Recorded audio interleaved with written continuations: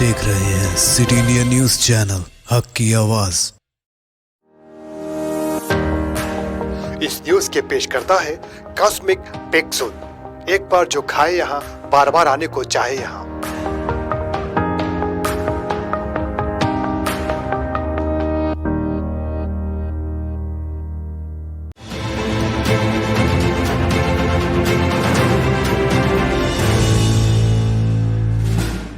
अस्सलाम वालेकुम, मैं Zafar Khan city India news में आप सभी का इस्तकबाल करता हूँ।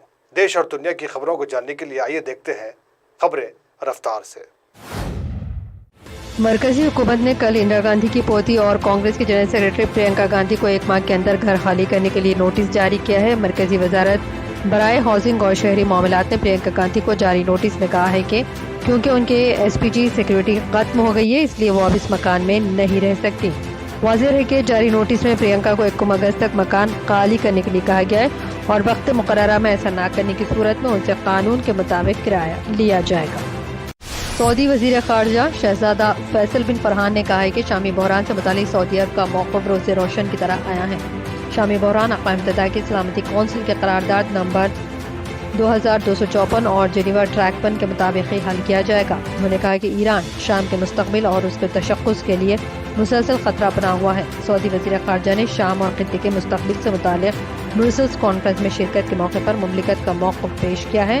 वज़ीर ख़ारजा ने कहा कि शामी बहरान ने अवाम को बड़े दुख दिए।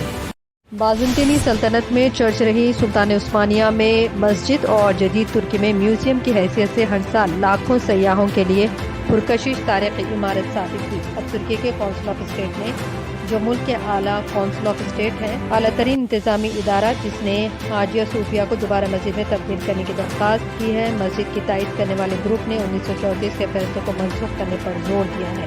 दूसरी तरफ यूनान का दावा है कि वेंसिको के वर्ल्ड हेरिटेज बिल्डिंग की नौयत को बदला नहीं जा सकता।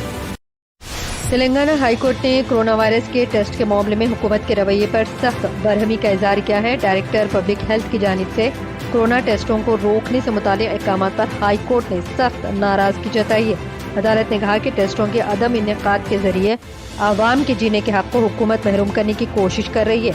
हुकूमत का रवैया इंसानी जिंदगी के तहफ़्फ़ुज़ के हक़ में नहीं है।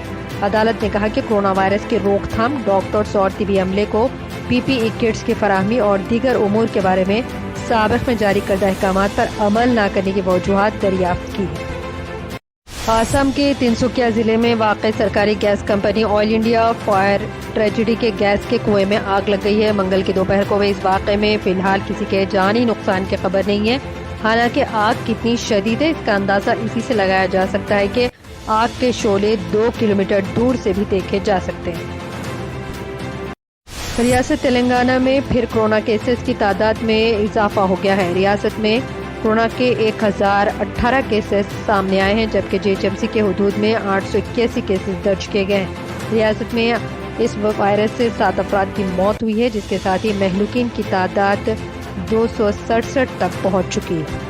अपनी 2 बहनों का कत्ल और तीसरी बहन बहनोई पर कातिलाना हमला करने वाले नौजवान ने खुदकुशी कर ली है। ये वाक़या हैदराबाद के पुराने शहर में पेश आया है। चंद्रायन गुट्टा बारकस के इलाके के रहने वाले अहमद बाई इस्माइल की नाश उसके मकान में मस्क शुदा हालत में फांसी से लटकी हुई पाई गई। शुबा किया जाता है कि इसने ये इंतहाई इक़दाम किया। मुआज़रे के मुतवफ़्फ़ी ने 29 जून की शाम अपने घर में मौजूद 2 बहनों पर तेज़ धार तलवार से हमला करते हुए शदीद ज़ख्मी कर दिया था, जिनमें 2 बहनें बरसरे मौका हलाक हो गई थी। तो ये थी देश और दुनिया की खबरें। ज़्यादा अपडेट्स के लिए बने रहिए हमारे साथ सिटी इंडिया न्यूज़ हक की आवाज़ पर।